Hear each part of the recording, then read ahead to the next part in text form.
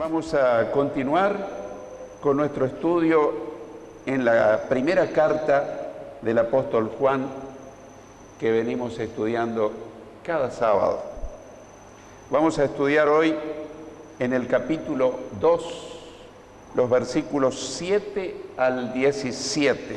Capítulo 2, versículos 7 al 17.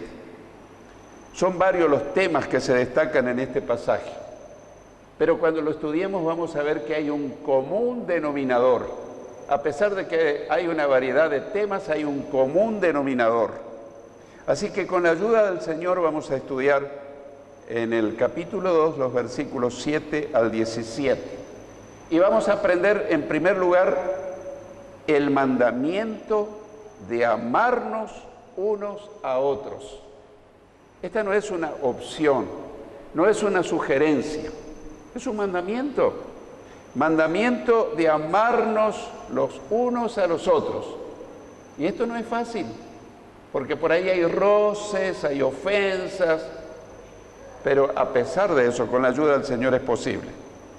Y vamos a leer en Primera de Juan, capítulo 2, versículo 7, donde el apóstol Juan dice: hermanos, no os escribo mandamiento nuevo, sino el mandamiento antiguo que habéis tenido desde el principio.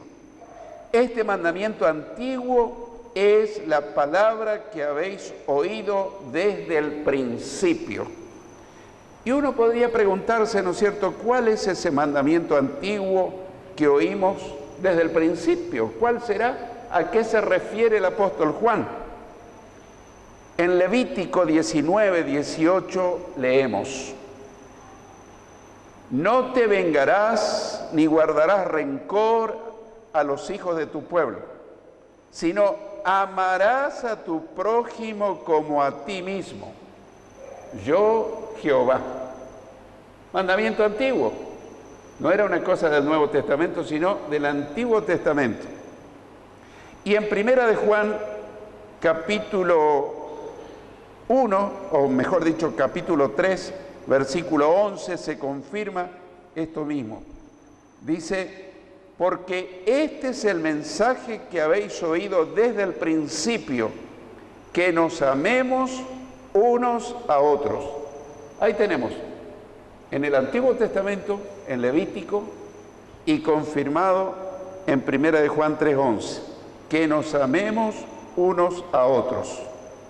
En segundo lugar, este pasaje nos presenta el mandamiento de amarnos como Cristo nos amó. No solamente amarnos entre nosotros, sino amarnos como Cristo nos amó. En Primera de Juan 2:8 leemos: sin embargo, os escribo un mandamiento nuevo, que es verdadero en Él, en Cristo y en nosotros, porque las tinieblas van pasando y la luz verdadera ya alumbra. Y nos volvemos a preguntar, pero ¿cuál es ese mandamiento nuevo que es verdadero en Cristo y en sus seguidores? Porque anteriormente veíamos que es un mandamiento antiguo y ahora nos habla de un mandamiento nuevo. Ahora, ¿se contradice el apóstol? No, ya vamos a ver que no. En el Evangelio de Juan, no Primera de Juan, Evangelio de Juan, capítulo 13, versos 34 y 35 leemos: un mandamiento nuevo os doy, que os améis unos a otros como yo os he amado, dice Jesús, que también os améis unos a otros. En esto conocerán todos que sois mis discípulos, si tuviereis amor los unos con los otros. Ahora, por si no nos queda bien claro, queremos sintetizar diciendo que así que el mandamiento antiguo es que nos amemos unos a otros. Y el mandamiento nuevo es el mismo. ¿Pero por qué dice que es nuevo? Porque acá es elevado a un grado supremo, a un grado superlativo. Dice que nos amemos unos a otros como yo os he amado, dice Jesús. Así que Espero que nos quede claro. Es un mandamiento antiguo, pero Jesús le dio un nuevo énfasis, le dio más importancia. Que nos amemos unos a otros es un mandamiento antiguo. Pero ahora Jesús dice que se amen unos a otros como yo les he amado. Por eso es nuevo, porque tiene un nuevo énfasis, lo eleva a un grado superior. En tercer lugar, vamos a ver el mandamiento de amarnos en la vida práctica. Ahí ya se están dando cuenta del común denominador. Todo es un mandamiento en relación con el amor. Así que en tercer lugar, el mandamiento de amarnos en la vida práctica. En primera de Juan, capítulo 2, versículos 9 al 11 leemos: el que dice que está en la luz y aborrece a su hermano, está todavía en tinieblas. El que ama a su hermano permanece en la luz y en él no hay tropiezo. Pero el que aborrece a su hermano está en tinieblas y anda en tinieblas y no sabe a dónde va, porque las tinieblas le han cegado los ojos. Qué llamativo, qué interesante.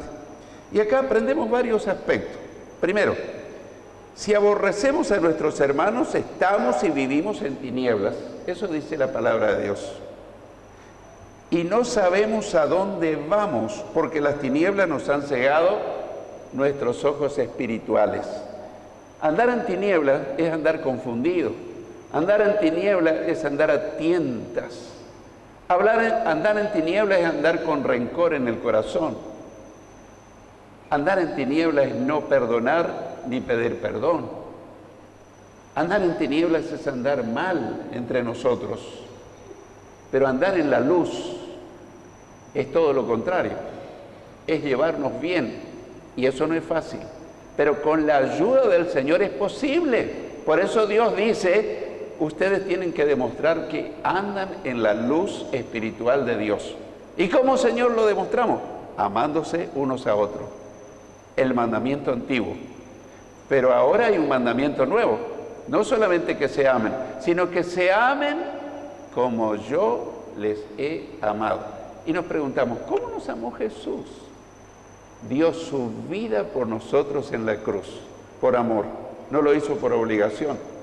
Él dijo en una ocasión: nadie me quita la vida, sino que yo la pongo de mí mismo para volverla a tomar. No es que a Jesús lo mataron.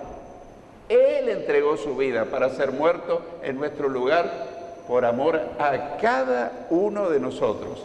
Si esta noche viniste y tal vez dijiste, o tal vez no hoy en otra, a mí nadie me quiere, estás muy equivocado.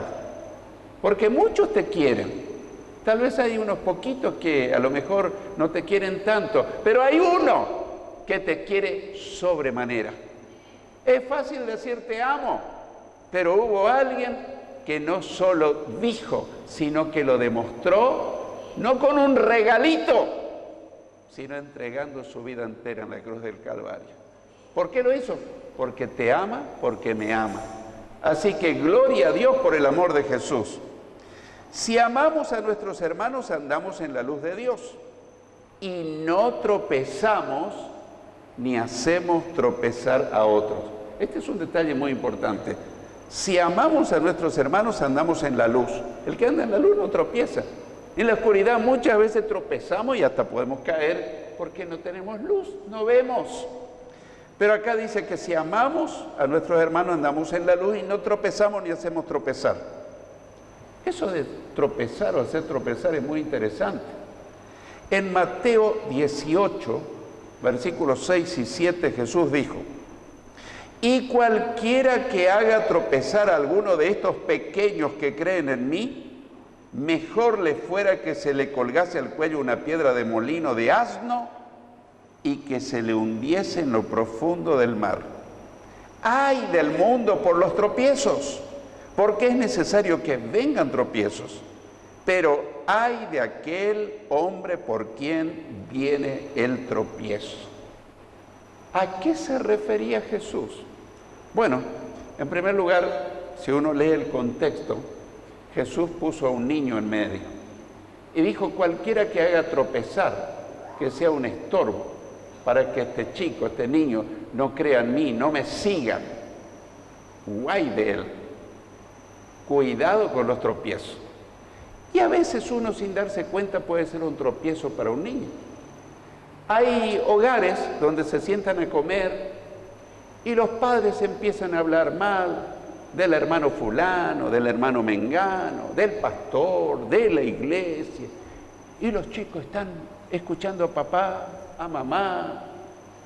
Y después dicen: me ha ocurrido, pastor, no logro traerlo a mis chicos a la iglesia. ¿Qué van a querer venir a la iglesia con todo lo que escuchan en la mesa o en otros momentos? Y no nos damos cuenta que estamos siendo un serio tropiezo para esos niños, para que no crean ni sigan a Jesús. No estamos negando que puede haber un problema, pero podrían hablar los padres en forma privada, o venir y hablar con el hermano que piensan que no está bien. Decirle: hermano, yo creo que vos no estás en una vida correcta, yo vengo para ayudarte, para orar por vos. Hace un tiempo, una persona que ha caminado en el Evangelio muchos años, le estuvo diciendo a otra persona que caminó poquito tiempo en el Evangelio: pero desde que viniste a esta iglesia, te dejó tu marido. Desde que viniste a esta iglesia, vos perdiste tu negocio. Desde que viniste a esta iglesia, a vos te va mal. ¿Qué le estuvo diciendo entre líneas? Andate, porque acá estás recibiendo maldición. Pero en realidad, la otra persona siempre se llevó mal con su marido. Y desde que vino a esta iglesia, Dios le mostró que su marido le era infiel y ella no lo había sabido antes. No era que por culpa de venir a la iglesia se tuvo que dejar al marido, sino que mediante que vino a la iglesia, Dios le dio luz, descubrió su adulterio y hubo problemas conyugales. ¿Me explico? Pero la hermana que caminó mucho tiempo en el Evangelio, ¿qué estaba haciendo para la hermana nueva? Un tropiezo. Y ahí descubrimos que esa hermana caminó muchos años en el Evangelio, pero no había crecido. Era una bebé espiritual que nunca había aprendido nada, que no tenía que ser tropiezo. Ahora Jesús es muy severo cuando trata el tema. Dice: el que haga tropezar a alguno de estos pequeños, refiriéndose a un niño o a un cristiano nuevito que no creció mucho, dice: mejor le fuera que se le colgase al cuello una piedra de molino de asno y que se le hundiese en el profundo del mar. Y uno dice: pero Jesús está diciendo eso. Sí, porque está en juego la salvación de un alma. Ahora estuve investigando a qué se refiere la piedra de molino. Bueno, lo sabía desde hace muchos años, pero para entrar en mayores detalles, antiguamente para sacar la harina del trigo se ocupaban molinos, ruedas. Así había como una gran batea de piedra y había una gran rueda que iba triturando al trigo para sacar la harina. Y eso era movilizado por un esclavo o dos esclavos. Pero a veces se hacía una rueda más grande, más pesada, siempre de piedra. Y eso era arrastrado por un burro. Daba vuelta esa gran batea, daba vuelta. Y entonces esa rueda iba pisando al trigo y lo iba triturando contra la piedra que estaba debajo. No sé si se imaginan. No le hice un gráfico ni nada, pero es muy fácil. Y por curiosidad estuve investigando cuánto medía el diámetro. Yo lo conocí personalmente en Israel, lo pude ver, todavía existe. Bueno, el diámetro de esa rueda medía 2,65 metros. Bastante grande. Y de ancho, 40 centímetros. Era una mole de piedra pesadísima. Y estuve investigando cuánto pesaba esa piedra. Y uno dice, bueno, habrá sido bastante pesada, quién sabe cuántos cientos de kilos. Pesaba 1,5 toneladas. O sea, 1.500 kilos. Ahora volvamos a lo que Jesús dice. Si alguno hace tropezar a alguno de estos pequeños, estos niños, o estos cristianos nuevos que quieren seguirme, y le hablan cosas negativas, le describen cosas como que las cosas no son como pensaste, no sea tan inocente. Y claro, la iglesia es un taller, no es la vidriera terminada. ¿A qué venimos a la iglesia? A la iglesia venimos a pulirnos, a cambiar de vida, a que el Señor trate con esta vieja piedra y esculpa una figura nueva, nos dé un hermoso modelo. Y Jesús dice, si alguno le hace tropezar a un niño o a un cristiano nuevo, es mejor que se le ate al cuello una piedra de molino de 1,5 toneladas y se le arroje al mar y se vaya al fondo del mar. Jesús diciendo eso, sí, porque puede ser que alguien estaba salvo y se pierda por causa del tropiezo, o alguien que casi se estaba salvando, ahora tiene que retroceder. Y yo en mis 47, 48 años de ser creyente, muchas veces me quiso pasar algo que tal vez a vos te habrá querido pasar. Empezamos a mirar a los costados, el hermano fulano, el hermano mengano, y la verdad que hay muchísimos buenos ejemplos, hermanos santos, hermanos buenos, fieles, pero por allí hay algunos poquititos, hermanos que no se portan tan bien. Y el diablo es astuto y te dice, mira fulano, si es así yo no sigo al Señor.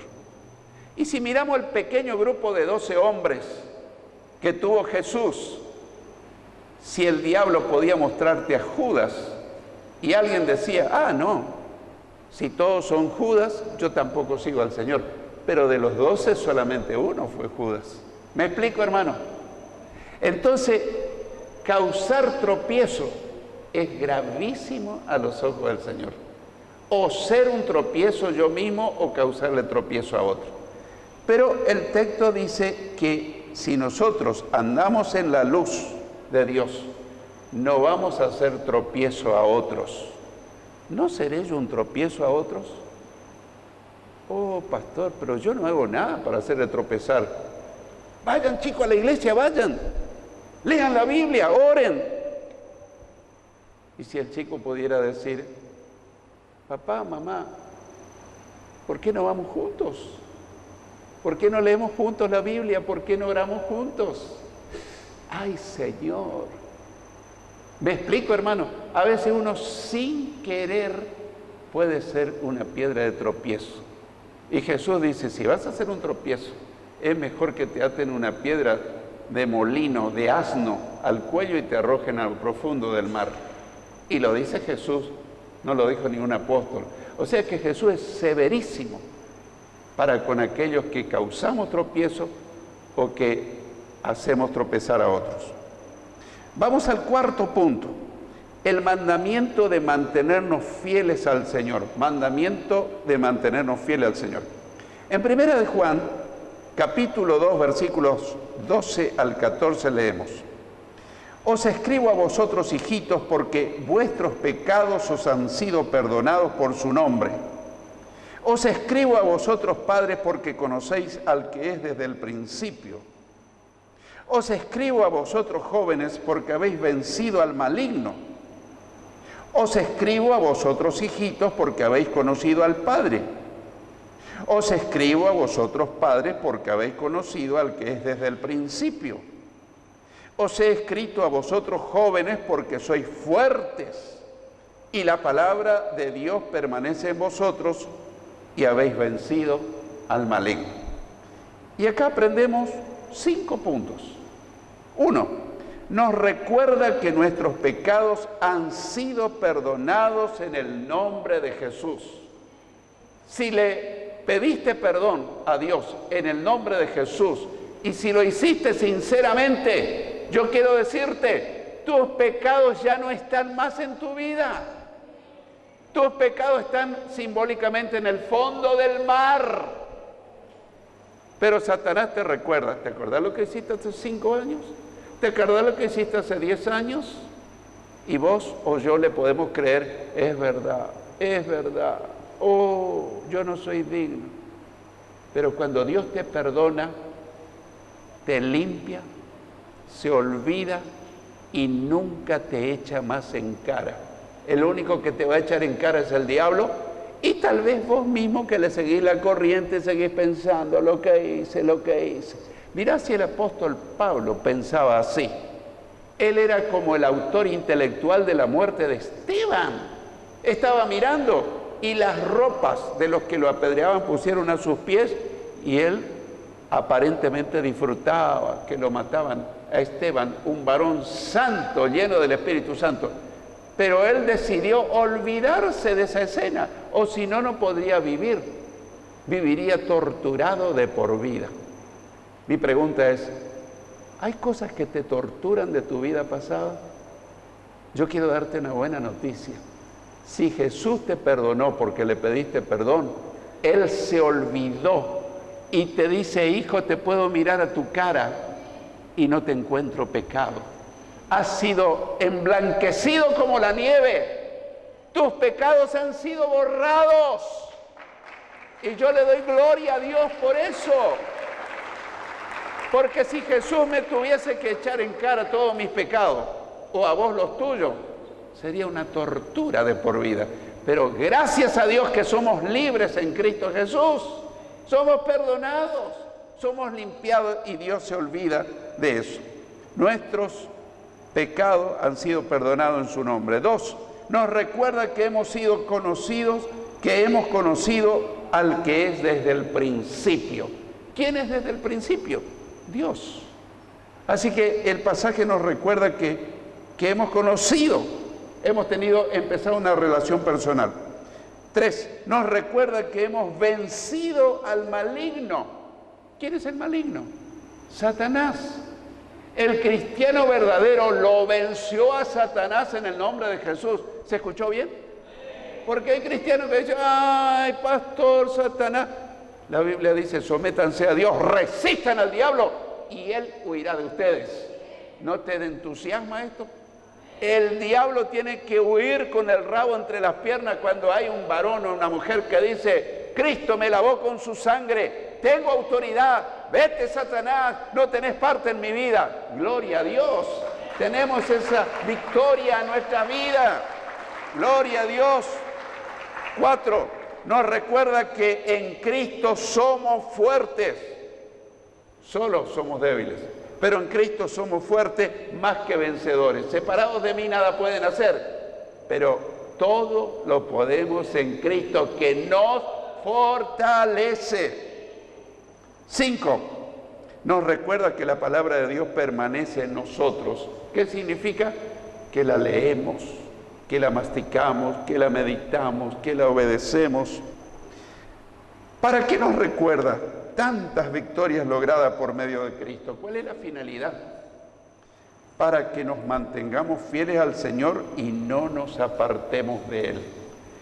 Generalmente cuando uno está pasando problemas, el diablo no quiere que te acuerdes que el Señor te sacó de esto y de lo otro y de lo otro y de lo otro, y en las situaciones más difíciles el Señor te sacó adelante. No, el diablo no quiere que te acuerdes.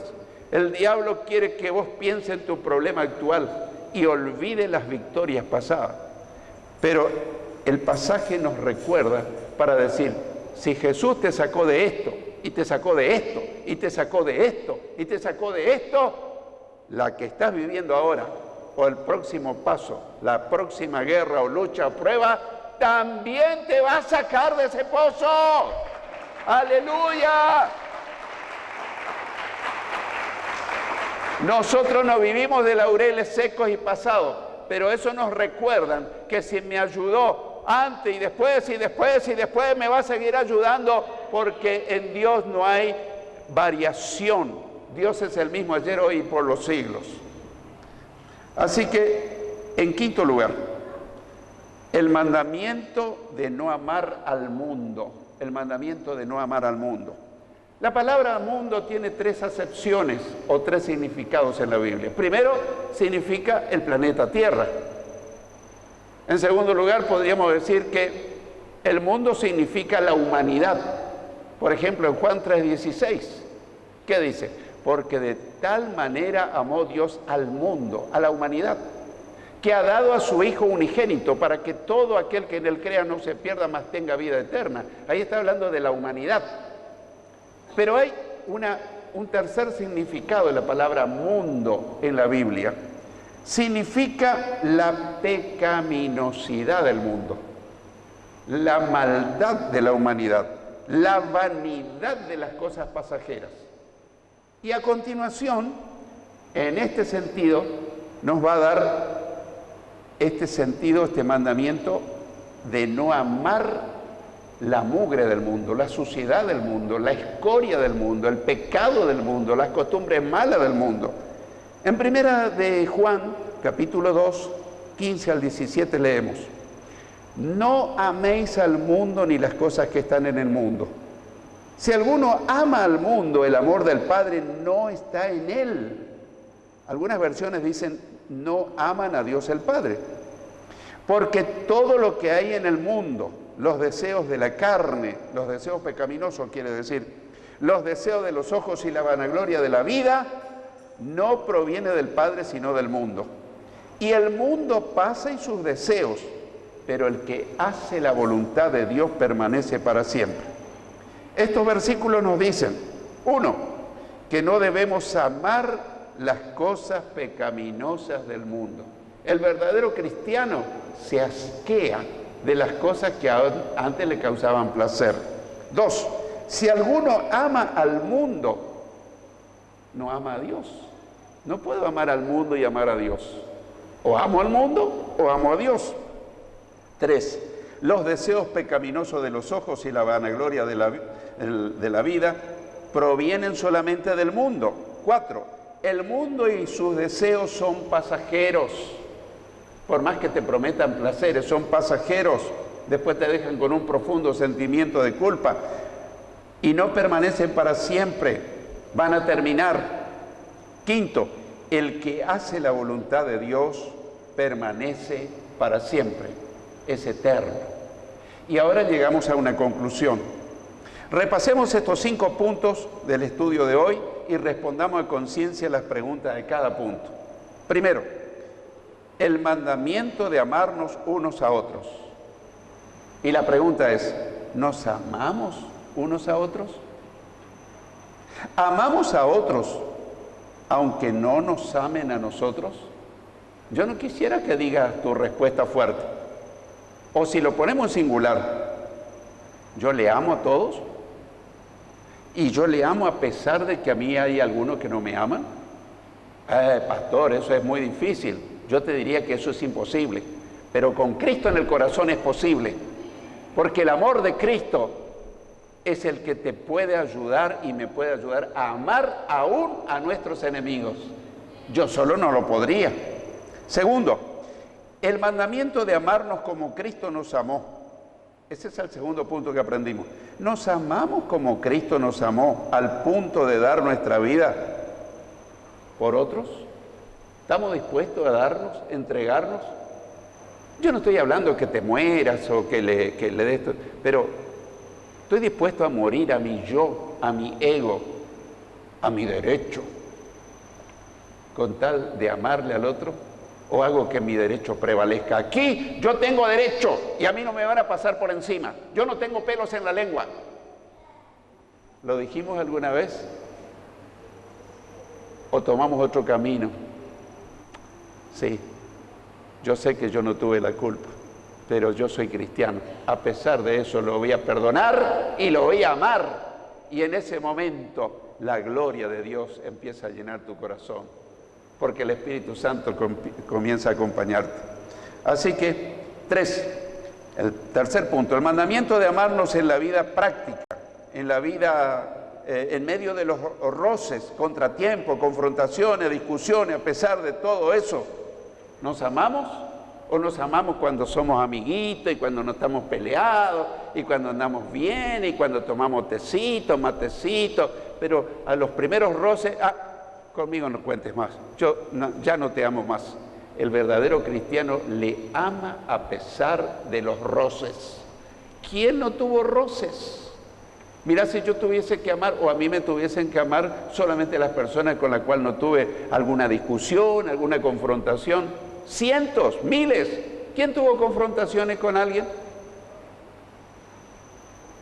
Es mejor que levante tu mano, porque si no voy a pensar que estoy frente a angelitos.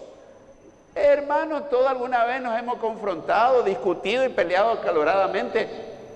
Pero si eso sigue en tu corazón, estás en tinieblas.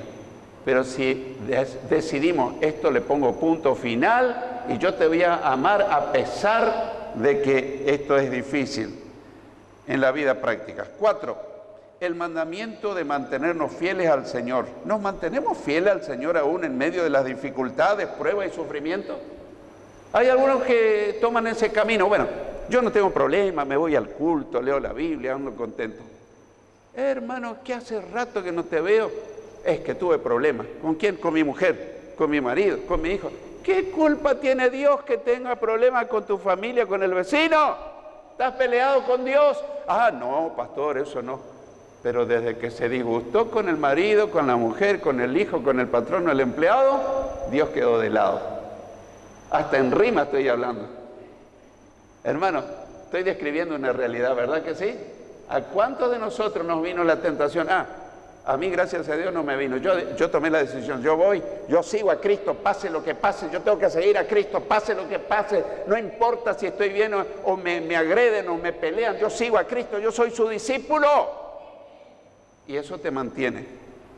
El mandamiento. 5 y último, el mandamiento de no amar al mundo. ¿Rechazamos la pecaminosidad del mundo o participamos de ella? O decimos, bueno, todos lo hacen, yo también. Un piecito en el mundo y otro piecito en el camino del Señor. No se puede, querido, no se puede. O somos fieles al Señor o somos mundanos. O somos mundanos o somos cristianos. No se puede andar en los dos caminos. Este es un test espiritual, no psicológico.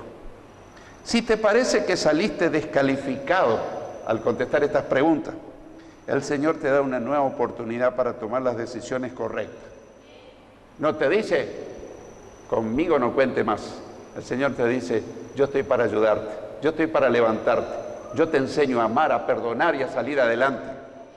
Si te parece que saliste aprobado, no descuides tu vida espiritual. Mantenete fiel siguiendo al Señor. El que piensa estar firme, mire que no caiga. Él vuelve pronto a buscarnos. Y si nosotros estamos en problemas, nos iremos con Él o nos puede llamar en cualquier momento. Si tenemos que enfrentar la eternidad esta noche, ¿estamos listos? O le vamos a decir, Señor, prolongame la vida un tiempo más, que yo tengo cuentas pendientes. Hoy cuenta tu decisión.